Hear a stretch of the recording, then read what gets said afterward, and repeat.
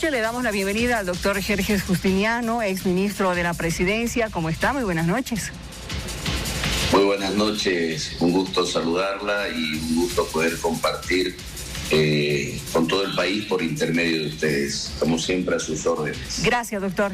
Usted ha sido el primer ministro que abandonó el gobierno de la señora Áñez y también ha sido la primera persona, estando fuera ya de gobierno, en hablar acerca del caso de la compra irregular con soborno, del caso que ahora está siendo investigado.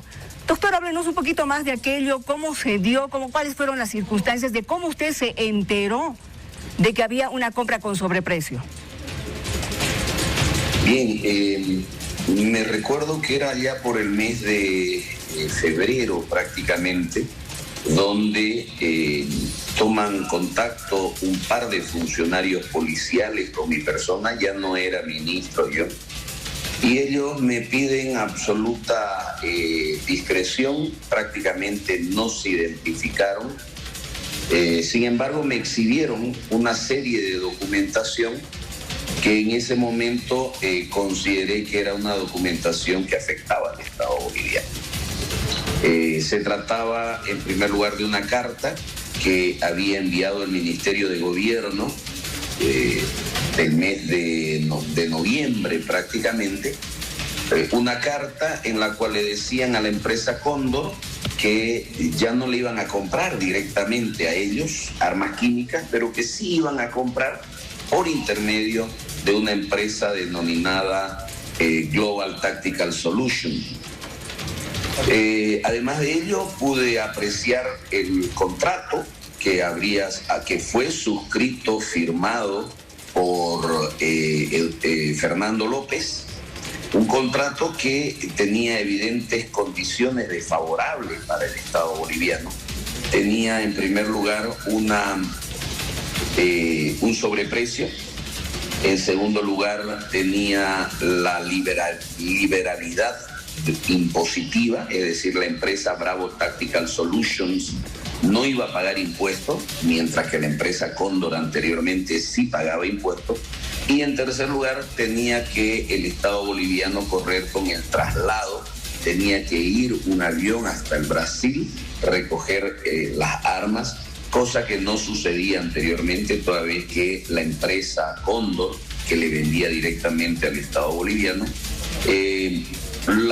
entregaba el material en Bolivia. Lo que me llamó la atención evidentemente era que cómo podía ser posible que una compra administrativa se haya iniciado en un ministerio y termine en otro ministerio, porque se había iniciado con un proceso de compra directa por parte del Ministerio de Gobierno. Sin embargo, posteriormente quien firma el contrato de compra es el ministro de Defensa. Ministro de Defensa. Doctor Justiniano, permítame, por favor. Presentamos una denuncia que lamentablemente no tuvo el efecto. No tuvo el efecto que nosotros esperamos.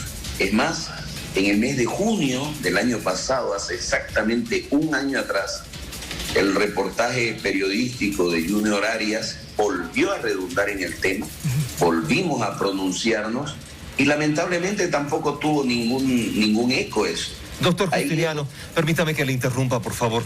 El caso está sobre la mesa, las investigaciones se están realizando y se ha contextualizado ya que fue lo que pudo haber sucedido entre estos dos ministerios. La pregunta que tengo que hacerle, ¿usted cree que la expresidenta Áñez encubrió estos delitos de corrupción? Tengo que afirmar y tengo que decir que en mi criterio sí, y le digo por qué. ¿Se recuerdan ustedes que en el mes de abril creo que fue el caso de los respiradores? Sí, claro. ¿Se recuerda? La presidenta dijo que ella se había enterado de ese caso por las redes sociales y que producto de eso que se había enterado por las redes sociales, ordenó e instruyó una investigación, caiga quien caiga.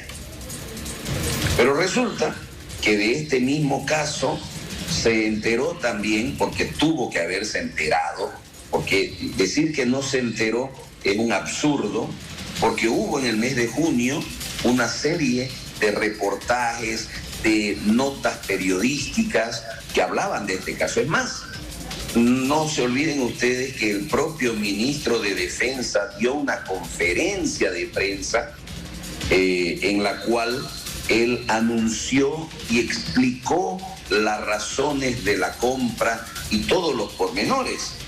¿Por qué razón la Presidenta, ante las noticias en los medios de comunicación, tal como en el caso respiradores, no actuó? ¿Por qué no ordenó una investigación, caiga quien caiga? Es sencillamente por eso es que me atrevo a decir que la Presidenta no puede decir que no se enteró. Ella tuvo que saber. Saben ustedes que a todos los ministros de Estado, a la Presidenta le llegan 3 reportes diarios de los principales titulares y de las noticias políticas de todo el país de manera diaria. Por lo tanto, decir que ella no se enteró es realmente un absurdo y sería prácticamente como que nos estén tomando... Doctor, sí, quizás es pecar hasta de ingenuidad, ¿no es cierto? Estamos hablando, usted forma parte del gobierno de transición, estamos hablando de un caso de corrupción del Ministerio de Salud con los respiradores, un caso de corrupción, de ahora la entrevista, estamos hablando de un caso de corrupción del Ministerio de Gobierno, en el cual también está involucrado el Ministerio de Defensa. Hablamos también del caso de corrupción de Entel, que tiene que ver, que es una entidad que de alguna forma depende del Ministerio de Obras Públicas. La situación es realmente un panorama muy negro para el gobierno si se llega de transición, si se llega a comprobar cada uno de estos extremos. ¿Qué fue lo que falló? ¿Qué pasó? Prácticamente nosotros allá por el mes de abril, mayo, ya hicimos una denuncia con varios hechos de corrupción.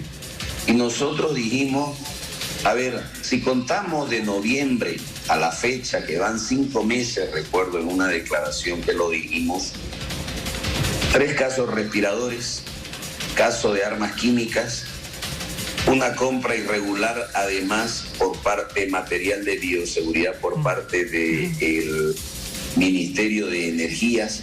Solamente en 5 meses, 6 casos notorios de corrupción.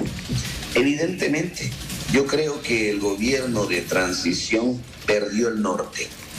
Perdió el norte, que en primer lugar tenía que ser un gobierno simplemente de transición. Debía ser un gobierno que convoque a elecciones en 3 meses. Sin embargo, terminó quedándose más de un año, ¿no es cierto? Claro. Lamentablemente creo que ahí también se perdió el norte porque hubo un ansia de enriquecimiento ilícito. Creo que lamentablemente eso provocó que haya caso de corrupción tras caso de corrupción. Doctor, usted ha señalado en algún momento que Arturo Murillo era el poder detrás del poder. Todo lo que se está haciendo ahora para investigar este caso de los gases, del soborno y el lavado de dinero en el que está involucrado Arturo Murillo, ¿usted considera que en el país se está llevando a cabo una especie de investigación a tono de circo, del circo del MAS, como lo ha dicho la señora Karen Longarich? A ver, en nuestra legislación penal existe el delito que se denomina incumplimiento de deberes. El incumplimiento de deberes, dice el Código Penal, es todo aquel que incumpliere, omitiere o retardare un acto propio de su función.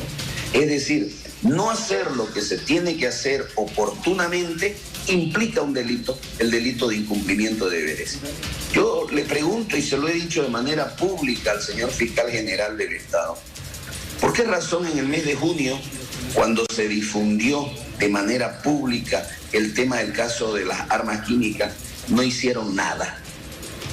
¿Por qué razón han incumplido sus deberes? ¿Por qué han retardado un acto propio de sus funciones? Porque ¿qué dice el Código de Procedimiento Penal? Que ante la noticia fehaciente de la comisión de un delito, el Ministerio Público de oficio puede iniciarlo.